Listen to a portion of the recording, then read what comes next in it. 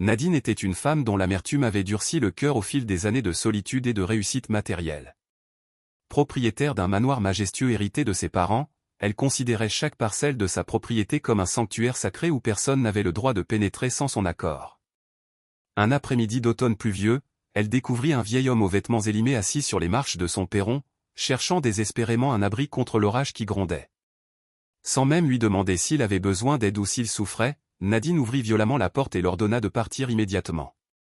Ses paroles furent tranchantes comme des lames de rasoir, l'accusant de salir son entrée et de dévaluer le prestige de sa demeure. Le vieil homme, dont les mains tremblaient de froid, se leva péniblement, fixa Nadine avec une tristesse infinie dans les yeux, puis s'éloigna lentement sous la pluie battante sans dire un mot. L'homme semblait porter le poids du monde sur ses épaules voûtées alors qu'il s'enfonçait dans l'obscurité du jardin.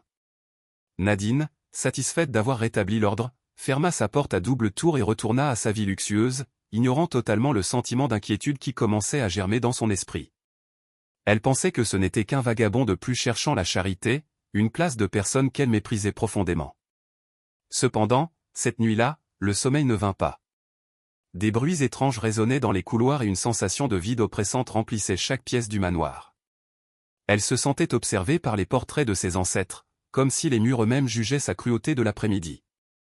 Elle ne savait pas encore que cet homme n'était pas un étranger, mais la clé d'un secret familial qu'elle avait ignoré toute sa vie, un secret qui allait bientôt faire voler ses certitudes en éclats. Le lendemain matin, le soleil se leva sur une scène étrange. En ouvrant ses volets, Nadine ne vit pas son jardin habituel, mais une file de voitures de police et d'avocats garées devant sa grille. Prise de panique, elle descendit en hâte. Un homme élégant, portant une mallette scellée, l'attendait. Il se présenta comme le notaire de son défunt père. Avec un visage grave, il lui annonça que le testament qu'elle pensait définitif contenait une clause de moralité et d'identité strictement cachée jusqu'à présent. Le véritable héritier n'est pas vous, Nadine, mais votre oncle disparu, le frère aîné de votre père, que tout le monde croyait mort à la guerre, expliqua le notaire. Il ajouta que son père avait laissé une consigne claire, l'héritier reviendrait un jour, anonyme et démuni, pour tester la compassion de la personne occupant les lieux avant de reprendre ses droits légitimes sur le domaine. Le choc fut si violent que Nadine manqua de s'évanouir sur le perron même où elle avait insulté le vieil homme. Elle réalisa avec horreur que l'homme qu'elle avait chassé sous la pluie n'était autre que son oncle, le véritable propriétaire de tout ce qu'elle possédait. Le notaire continua son récit impitoyable, révélant que des caméras de sécurité, installées par son père il y a des décennies, avaient filmé toute la scène de l'expulsion. La clause était sans appel, en agissant avec une telle inhumanité envers un indigent, Nadine venait de perdre tout droit à l'héritage. Selon les dernières volontés du défunt, la propriété et toute la fortune familiale devaient être immédiatement transférées à l'oncle, ou si celui-ci refusait, à une fondation pour les sans-abri. Nadine n'était plus qu'une étrangère dans sa propre maison, déchue de son titre et de sa fortune en une fraction de seconde. Désespérée, Nadine se mit à courir dans les rues du village, cherchant frénétiquement le vieil homme. Elle le trouva finalement assis dans le petit parc municipal, partageant un morceau de pain avec les oiseaux. Elle tomba à ses genoux, les larmes coulant sans s'arrêter, implorant son pardon. Elle ne pleurait pas seulement pour l'argent perdu, mais pour la prise de conscience brutale de sa propre noirceur intérieure. Le vieil homme la regarda avec la même douceur que la veille. « Je ne cherchais pas ta maison, Nadine, dit-il d'une voix calme. Je cherchais ma famille. J'espérais trouver dans le cœur de la fille de mon frère une raison de revenir parmi vous. » Il expliqua qu'il avait vécu une vie de simplicité et de service ailleurs, et que la richesse ne l'intéressait pas. Mais le test était nécessaire pour s'assurer que l'héritage ne servirait pas à nourrir la vanité. L'oncle, dont le nom était Gabriel, posa une main apaisante sur l'épaule de Nadine. Il lui annonça qu'il ne l'expulserait pas, mais qu'à partir de ce jour, tout allait changer radicalement. Le manoir ne serait plus un monument à l'arrogance, mais un centre d'accueil pour ceux qui n'ont rien. Nadine pourrait rester, non pas comme maîtresse des lieux, mais comme employée au service des autres. Elle devrait apprendre l'humilité en lavant les sols et en préparant les repas pour ceux qu'elle méprisait autrefois. Pour Nadine, cette proposition fut comme une seconde naissance. Elle accepta immédiatement, comprenant que c'était sa seule chance de rédemption. La transition commença dès l'après-midi même. Les meubles de prix furent vendus pour financer des lits et des médicaments, et les grandes salles de bal furent transformées en dortoirs chaleureux et accueillants pour les nécessiteux. Les semaines qui suivirent furent les plus difficiles, mais aussi les plus enrichissantes de la vie de Nadine. Elle découvrit les histoires de vie derrière chaque visage fatigué qui franchissait la porte. Elle apprit que chaque personne qu'elle avait ignorée possédait une dignité et une sagesse que sa richesse ne lui avait jamais apportée.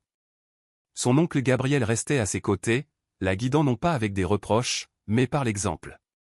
Il lui apprit que la véritable autorité ne vient pas de ce que l'on possède, mais de ce que l'on donne. Le regard des villageois changea également, ils ne voyaient plus la femme hautaine et froide, mais une femme courageuse qui tentait de réparer ses erreurs.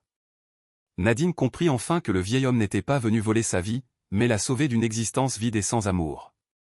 Un soir, alors qu'elle servait la soupe dans la grande salle, un jeune homme entra, tremblant de froid, exactement comme son oncle l'avait fait.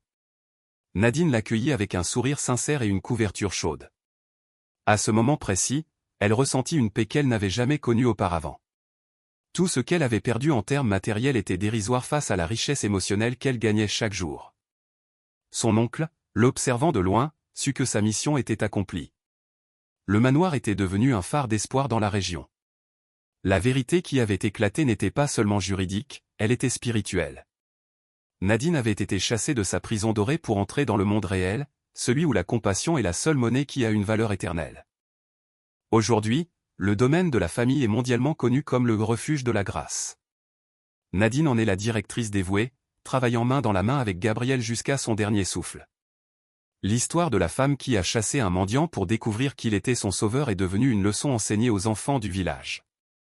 On raconte que chaque fois qu'un étranger frappe à une porte dans cette ville, on l'accueille avec les plus grands honneurs, car personne ne sait si cet inconnu n'est pas un ange ou un parent venu tester la qualité de notre âme. Nadine a transformé sa chute à genoux en un acte de dévotion quotidienne. Elle sait désormais que le plus grand luxe est d'avoir les mains ouvertes et le cœur prêt à recevoir l'imprévisible.